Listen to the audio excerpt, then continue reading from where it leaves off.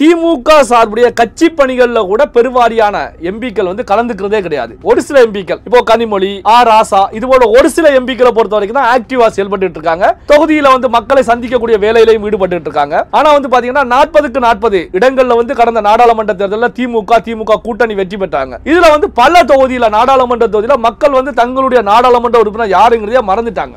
இந்த ரிப்போர்ட் வந்து சிஎம்க்கு வந்திருக்கும்.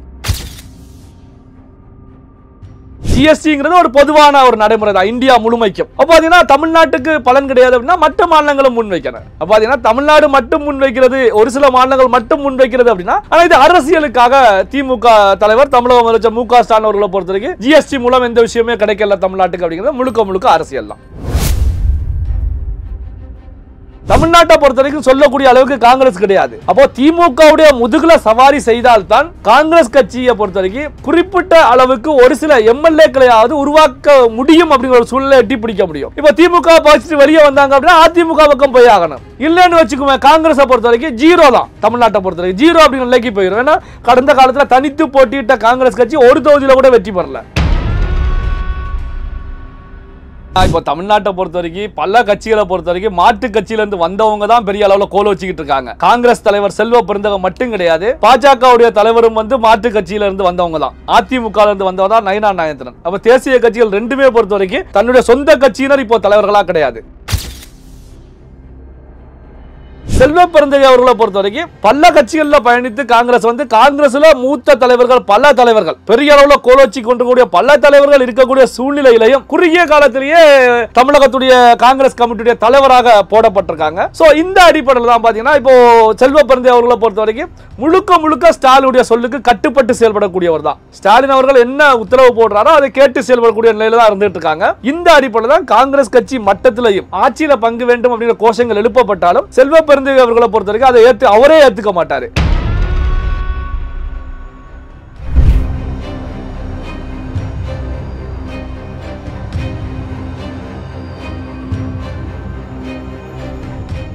ரியல் ஒன் நேயர்களுக்கு வணக்கம். இன்று நம்முடன் நேர்காணலுக்காக பத்திரிகையாளர் நெல்லை சிவா இணைந்திருக்காரு. வணக்கம் சார். வணக்கம் வினோத். இன்னைக்கு திமுக உறுப்பினர் கூட்டம் ஒன்று நடத்துறாரு சார் முதல்வர் ஸ்டாலின் அவர்கள். அதுல வந்து பாத்தீங்கன்னா நாடாளுமன்ற உறுப்பினர்கள் எல்லாருமே அவங்கவுங்க தொகுதியில போயிட்டு இருந்து மக்களுக்கு பணியாற்றணும் அப்படின்ற ஒரு விஷயத்த சொல்றாரு. அது மட்டும் இல்லாம 15 நாட்களுக்கு ஒரு முறை எனக்கு இந்த அறிக்கையும் கொடுக்கணும் அப்படின்னு சொல்லிட்டு புதுசா ஒரு அறிக்கை ஒன்று விட்டுருக்காரு முதல்வர் ஸ்டாலின் அவர்கள். இது எப்படி சார் பாக்குறீங்க? அதாவது பாத்தீங்கன்னா திமுக ஆட்சிக்கு வந்து 4.5 ஆண்டுகள் முடிவடைந்து விட்டது. 5வது ஆண்டை வந்து நிறைவு செய்ய போறாங்க. 2026 சட்டமன்ற தேர்தல் நெருங்கிக்கிட்டு இருக்கு. இந்த நிலையில தான் தமிழக முதலமைச்சர் மு.க. ஸ்டாலின் அவர்களை பொறுத்த வரைக்கும் நாடாளுமன்ற உறுப்பினர்கள் அவர்கள் வெற்றி பெற்ற நாடாளுமன்ற தொகுதியில களத்துல இருந்து வாரத்துக்கு 4 நாள் மக்கள் சேவை செய்யணும். நீங்க என்னென்ன செய்திருக்கிறீங்க, கட்சியுடைய வளர்ச்சி பணிக்கு என்ன செய்திருக்கிறீங்க அப்படிங்கிற ரிப்போர்ட்டை 15 நாளைக்கு ஒரு வாட்டி தலைமைக்கு அனுப்பணும் அப்படிங்கிற அறிவுறுத்தலை முன் வச்சிருக்காங்க. அப்போ இதுல என்ன கேள்வி உருவாகுது அப்படின்னா, இந்த 4.5 ஆண்டுகள் அப்போ இந்த நாடாளுமன்ற உறுப்பினர்கள் தங்களுக்கு வாக்களித்த தங்கள் தொகுதி மக்களுக்கு என்ன செய்தாங்க? தொகுதிக்கு சென்றார்களா? அப்போ தொகுதிக்கு செல்லல அப்படின்னு தானே நாம எடுக்க முடியும். சரி, என்ன காரணத்துக்காக ஸ்டாலின் அவர்கள் இந்த அறிவுறுத்தலை முன்வைக்கிறாங்க அப்படின்னா, நிஜமான உண்மையும் அதுதான். எம்பிக்களை பொறுத்த வரைக்கும் திமுக சார்புடைய கட்சி பணிகள்ல கூட பெருவாரியான எம்பிக்கள் வந்து கலந்துக்கிறதே கிடையாது. ஒரு சில எம்பிக்கள் இப்போ கனிமொழி, ராசா இது போல ஒரு சில எம்பிக்களை பொறுத்த வரைக்கும் தான் ஆக்டிவா செயல்பட்டு இருக்காங்க. தொகுதியில வந்து மக்களை சந்திக்கக்கூடிய வேலையிலையும் ஈடுபட்டு இருக்காங்க. ஆனா வந்து பாத்தீங்கன்னா 40க்கு 40 இடங்கள்ல வந்து கடந்த நாடாளுமன்ற தேர்தலில் திமுக கூட்டணி வெற்றி பெற்றாங்க. இதுல வந்து பல தொகுதியில நாடாளுமன்ற தொகுதியில மக்கள் வந்து தங்களுடைய நாடாளுமன்ற உறுப்பினர் யாருங்கிறதே மறந்துட்டாங்க. இந்த ரிப்போர்ட் வந்து சிஎம்க்கு வந்திருக்கும். யார் எங்களுடைய நாடாளுமன்ற தொகுதி உறுப்பினரையே மறந்து போச்சு. இனி 5 ஆண்டுகள் கழித்து தேர்தல் சமயத்துல தான் நாடாளுமன்ற உறுப்பினர் களத்துக்கு வருவாங்க அப்படிங்கிற ரிப்போர்ட் வந்திருக்கலாம். இந்த அடிப்படையில் தான் நீங்க நேரடியா போய் களத்திலே இருங்க. இதே வந்து பாத்தீங்கன்னா திமுகவுக்கு ஒரு மிகப்பெரிய ஒரு பின்னடைவு அப்படின்னு தான் நாம பார்க்க முடியும். என்ன அப்படின்னா, இந்த நேரத்தில் இது போன்று 4 நாள் இருங்க. அதாவது தேர்தலை வெற்றி பெற்றவர்கள், ஏன்னா திமுக பொறுத்த வரைக்கும் 500க்கு மேற்பட்ட மக்கள் நல வாக்குறுதிகளை கொடுத்து தான் கடந்த சட்டமன்ற தேர்தலில் வெற்றி பெற்றாங்க. அப்ப 500க்கு மேற்பட்ட வாக்குறுதிகள் கொடுக்கப்பட்டிருக்கிறது. அதுல வந்து பாத்தீங்கன்னா 95% வந்து நாங்க வாக்குறுதிகள் நிறைவேற்றிட்டோம் அப்படின்னு சொல்லி திமுக தலைவர் முதலமைச்சர் மு.க. ஸ்டாலின் அவர்கள் தெரிவிக்கிறாங்க. அப்போ வந்து பாத்தீங்கன்னா 95% மேற்பட்ட வாக்குறுதிகள் நிறைவேற்றப்பட்டிருக்கிறது அப்படின்னா, அந்த நிறைவேற்றப்பட்ட வாக்குறுதிகள் மக்கள் நல திட்டங்கள் மக்களிடத்துல போய் சேர்ந்திருக்கிறதா அப்படிங்கிறத கவனிக்க வேண்டிய கடமையும் பொறுப்பும் வெற்றி பெற்ற சட்டமன்ற உறுப்பினர்கள் நாடாளுமன்ற உறுப்பினர்களுக்கு உண்டு. அவங்க தொகுதியில இந்த திட்டங்கள் முழுமையாக போய் சேர்ந்திருக்கா, மக்கள் பலன் அடைஞ்சிருக்காங்களா, இதெல்லாம் பார்க்கணும்ல. அப்போ வந்து பாத்தீங்கன்னா அப்ப திமுகவை பொறுத்த வரைக்கும் நிறைவேற்றப்பட்ட வாக்குறுதிகள் கூட போய் சேரல பெரிய அளவுல. கண்துடைப்புக்கான ஒரு வாக்குறுதிகளா இருக்கு அப்படிங்கிற விமர்சனங்களை எதிர்க்கட்சிகள் முன்வைப்பதற்கான ஒரு சூழலை உருவாக்கி இருக்கு. அப்போ இது நிஜமான ஒரு கண்துடைப்பு தான் அப்படிங்கிற ஒரு சூழலை உருவாக்கும் போதா இப்போ சிஎம் பொறுத்த வரைக்கும் நீங்க வந்து தொகுதியிலே இருங்க, 4 நாள் இருங்க, ரிப்போர்ட்டை என்கிட்ட கொடுங்க. ஏன்னா 4 நாள் இருங்க அப்படின்னா அவங்க 4 நாள் போய் இருந்துட்டே வந்துருவாங்க. ஆனா அங்க மக்களை சந்திக்கணும். ஏன்னா சொந்த கட்சிக்குள்ளவே பாத்தீங்கன்னா பெரிய மோதல்கள் பல்வேறு மாவட்டங்கள்ல மோதல்கள் இருந்துட்டு இருக்கு. என்னன்னா நாடாளுமன்ற உறுப்பினர் எம்பியை வந்து எம்எல்ஏக்கள் மதிக்கிற கிடையாது, எம்எல்ஏக்களை வந்து எம்பி மதிக்கிற கிடையாது. அப்போ எம்எல்ஏக்களை பொறுத்த வரைக்கும் நாங்க வந்து எம்பிக்களை ஜெயிப்பதற்காக நாடாளுமன்ற தேர்தலில் கடினமா கஷ்டப்பட்டு உழைச்சு அவங்கள வெற்றி பெற வச்சோம். ஆனா இப்ப எங்களுக்காக வேலை செய்ய மாட்டேங்கிறாங்க அப்படின்னா பெரிய அதிருப்தி மோதல்கள் எல்லாமே அதிக மாவட்டங்கள்ல எம்பிக்களுக்கு எம்எல்ஏக்களுக்கு இடையில இருந்துட்டு இருக்கு. இந்த அடிப்படையிலான ஒரு அறிவுறுத்தல் தான் இந்த எம்பிக்கள் ராஜ்யசபா லோக்சபா எம்பிக்கள் கூட்டத்திற்கு பிறகு கூட்டத்தில் முதல்வர் ஸ்டாலின் அவர்கள் முன் வச்சிருக்காங்க. ஆனா இது வந்து மீடியாக்கள்ல செய்தியாக வெளிவரும் போது இது திமுகவுக்கான பெரிய ஒரு பின்னடைவு அப்படின்னு எடுத்துக்கலாம். ஜிஎஸ்டி வரி குறித்து முதல்வர் ஸ்டாலின் அவர்கள் என்ன சொல்றாருன்னா, இது வந்து தமிழ்நாட்டுக்கு எந்த பயனையும் அடையாது அப்படின்ற விஷயத்த சொல்றாரு. பிஜேபி மீது குற்றச்சாட்டு வைக்கிறாரு இல்ல சார், என்ன காரணம்? அதாவது பாத்தீங்கன்னா இது எல்லாமே முழுக்க முழுக்க அரசியல் தான். மத்தியில பாஜகவை எதிர்க்கணும். அப்போ வந்து பாத்தீங்கன்னா ஜிஎஸ்டி மூலம் எந்த விதமான ஒரு பலனும் தமிழ்நாட்டுக்கு கிடைக்காது அப்படின்னா ஒட்டுமொத்த இந்தியாவுக்குமே இந்த பலனும் கிடைக்காம போகணும் இல்லையா? மற்ற மாநிலங்களும் இதே அறிவுறுத்தலை முன்வைக்கணும். ஜிஎஸ்டிங்கிறது ஒரு பொதுவான ஒரு நடைமுறை தான் இந்தியா முழுமைக்கும். அப்போ பாத்தீங்கன்னா தமிழ்நாட்டுக்கு பலன் கிடையாது அப்படின்னா மற்ற மாநிலங்களும் முன்வைக்கணும். அப்போ பாத்தீங்கன்னா தமிழ்நாடு மட்டும் முன்வைக்கிறது, ஒரு சில மாநிலங்கள் மட்டும் முன்வைக்கிறது அப்படின்னா இது அரசியலுக்காக முன்வைக்கப்படக்கூடிய ஒரு விஷயமா தான் பார்க்க முடியும்.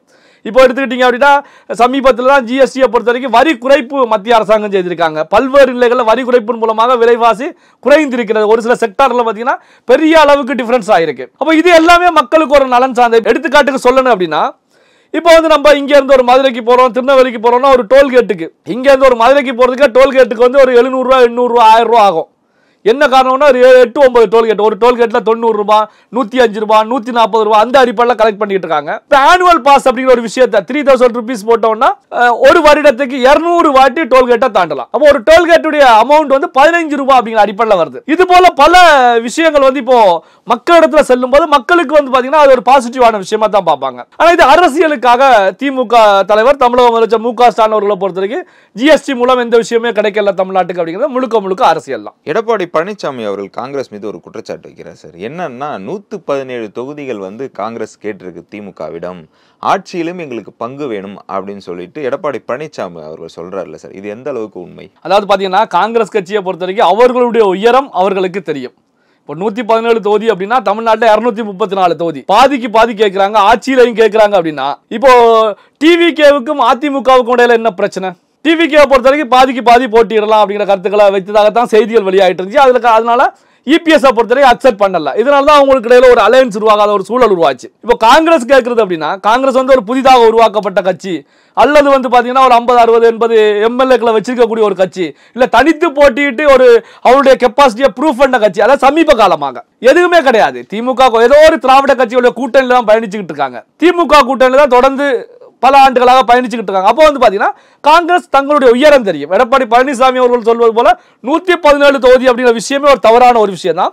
அதே நேரத்தில் காங்கிரஸ் கட்சி மட்டத்தில் எங்களுக்கு ஆட்சியில பங்கு வேண்டும் அப்படிங்கிற குரல்கள் பெரிய அளவில் ஒழிச்சுக்கிட்டே தான் இருக்கு. காங்கிரசுடைய சட்டமன்ற குழு தலைவர் ராஜேஷ்குமார் எம்எல்ஏ அவர்கள் கூட எங்களுக்கு ஆட்சியில பங்கு வேண்டும் அப்படிங்கிறத அழுத்த திருத்தமா முன் வச்சிருக்காங்க. காங்கிரஸ் கட்சியுடைய முன்னாள் தலைவர் KS அழகிரி அவர்கள் கூட சாட்டை முழுவதுமாக திராவிட கட்சிகள் உறிஞ்சி எடுத்துக்கிறாங்க, எங்களுக்கு சக்கையை தான் போடுறாங்க, எங்களுக்கும் சாரு வேண்டும் அப்படிங்கிற அடிப்படையில் கருத்துக்களை முன் வச்சிருக்காங்க. இது கடந்த ஒரு சில வாரங்களா போயிட்டு இருக்கு. அப்ப காங்கிரஸை பொறுத்த வரைக்கும் எங்களுக்கு ஆட்சியில பங்கு வேண்டும் அப்படிங்கிற கோரிக்கைகளை தான் முன்வைக்கிறாங்களே தவிர எங்களுக்கு 117 தொகுதி வேணும், 200 தொகுதி வேணும், 50 தொகுதி வேணும் டிமாண்டே கிடையாது. காங்கிரஸ்ல இருக்கக்கூடிய முக்கியமான நபர்களுக்கு சீட்டு கிடைச்சா போதும், அதுல எங்களுக்கு ஒரு ஆட்சியில வந்து ஒரு 2 மினிஸ்டரா கொடுங்க, ஒரு 4 மினிஸ்டரா கொடுங்க, இந்த கோரிக்கை தான் காங்கிரஸ் கோரிக்கை. பாத்தீங்கன்னா காங்கிரஸை பொறுத்த வரைக்கும் என்ன காரணம் அப்படின்னா இந்திய அளவில் காங்கிரஸ் தேஞ்சு போய்கிட்டு இருக்கு. தமிழ்நாட்டை பொறுத்த வரைக்கும் சொல்லக்கூடிய அளவுக்கு காங்கிரஸ் கிடையாது.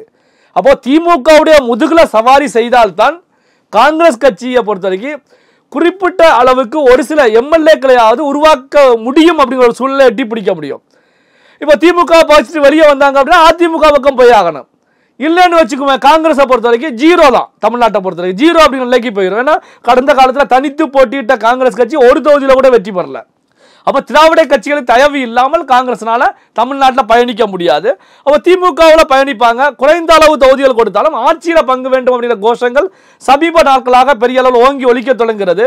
ஆனாலும் பாத்தீங்கன்னா இது ஒலியாக இருக்குமே தவிர நடைமுறைக்கு சாத்தியம் இல்லாத விஷயம் தான். ஏன்னா திமுக தலைமையை பொறுத்த வரைக்கும் இதை ஏத்துக்க மாட்டாங்க. இவங்களும் சைலண்டா போயிடுவாங்க. இப்ப தேர்தல் நெருங்குறதுனால கடந்த முறையை விட ஒரு 4 தொகுதி அதிகமாக கொடுங்க அப்படிங்கிறதுக்காக தான் இந்த கோஷங்களை எழுப்பிட்டு இருக்காங்க. இது இந்த தொகுதி பங்கீடு சமயத்தில் சுமூகமாக கமுக்கமாக சென்றுவிடும் அப்படின்னு எடுத்துக்கலாம். செல்வ பெருந்தகை மீது எடப்பாடி பழனிசாமி அவர்கள் ஒரு விமர்சனம் வைக்கிறார். என்னன்னா, இவர் பல கட்சியில இருந்து வந்தவர், இவர் ஒரு ஒட்டு போட்ட சட்டை அப்படின்றத மென்ஷன் பண்ணியே சொல்றாருல சார், இதை எப்படி பார்க்கறீங்க? அதாவது பாத்தீங்கன்னா இப்போ தமிழ்நாட்டை பொறுத்த வரைக்கும் பல கட்சிகளை பொறுத்த வரைக்கும் மாற்று கட்சியில இருந்து வந்தவங்க தான் பெரிய அளவுல கோல வச்சுக்கிட்டு இருக்காங்க. காங்கிரஸ் தலைவர் செல்வ பெருந்தகை மட்டும் கிடையாது, பாஜகவுடைய தலைவரும் மாற்று கட்சியில இருந்து வந்தவங்க தான். அதிமுக இருந்து வந்தவர் தான் நயினார் நாகேந்திரன். அப்ப தேசிய கட்சிகள் ரெண்டுமே பொறுத்த வரைக்கும் தன்னுடைய சொந்த கட்சியினர் இப்போ தலைவர்களா கிடையாது. 2 பேருமே மாற்று கட்சியின் மூலமாக வந்தவர்கள் தான் இப்போ தலைவர்களா இருந்துட்டு இருக்காங்க. அப்போ பாஜக பொறுத்த வரைக்கும் அதிமுக கூட்டணி தான் இருக்காங்க. செல்வ பெருந்தகையை மட்டும் ஒட்டு போட்ட சட்டை அப்படின்னு சொல்வதை தாண்டி இந்த சைடு பாஜக தலைவர் நயினார் நாகேந்திரன் அவர்களையும் வேண்டுமென்னா சொல்லிக்கலாம், ஒரு ஒட்டு போட்ட சட்டை தான் அப்படின்னு வேணா சொல்லிக்கலாம். இது அரசியலுக்காக ஒரு சொல்லக்கூடிய விஷயமாக இருந்தாலும் அதே நேரத்தில் பாத்தீங்கன்னா செல்வ பெருந்தகை அவர்களை பொறுத்த வரைக்கும் பல கட்சிகளில் பயணித்து காங்கிரஸ்ல மூத்த தலைவர்கள் பல தலைவர்கள் பெரிய அளவில் கோலோச்சி கொண்டிருக்கக்கூடிய பல தலைவர்கள் இருக்கக்கூடிய சூழ்நிலையிலையும் குறுகிய காலத்திலேயே தமிழகத்துடைய காங்கிரஸ் கமிட்டியுடைய தலைவராக போடப்பட்டிருக்காங்க. ஸோ இந்த அடிப்படையில் தான் பார்த்தீங்கன்னா இப்போ செல்வ பெருந்தகை அவர்களை பொறுத்த வரைக்கும் முழுக்க ஸ்டாலினுடைய சொல்லுக்கு கட்டுப்பட்டு செயல்படக்கூடியவர் தான். ஸ்டாலின் அவர்கள் என்ன உத்தரவு போடுறாரோ அதை கேட்டு செயல்படக்கூடிய நிலையில தான் இருந்துட்டு இருக்காங்க. இந்த அடிப்படையில் தான் காங்கிரஸ் கட்சி மட்டத்திலையும் ஆட்சியில பங்கு வேண்டும் அப்படிங்கிற கோஷங்கள் எழுப்பப்பட்டாலும் செல்வ பெருந்தகை அவர்களை பொறுத்த வரைக்கும் அதை அவரே ஏற்றுக்க மாட்டாரு. எங்களுக்கு கொடுக்கக்கூடிய சீட்டை கொடுத்துருங்க போதும் அப்படிங்கிற மன நிறைவோடு தான் செல்வ பெருந்தகை இருந்துட்டு இருக்காங்க. என்ன காரணம் அப்படின்னா திமுகவுக்கு கட்டுப்பட்டு செயல்படக்கூடிய ஒரு தலைவராக தமிழகத்தில் காங்கிரஸ் கட்சியை செல்வ பெருந்தகை அவர்கள் எடுத்து சென்றுட்டு இருக்காங்க அப்படின்னு சொல்லலாம். தொடர்ந்து பேசுவோம். எங்களோடு இணைந்து பல்வேறு தகவலை பயந்ததற்கு மிக்க நன்றி. நன்றி வினோத்.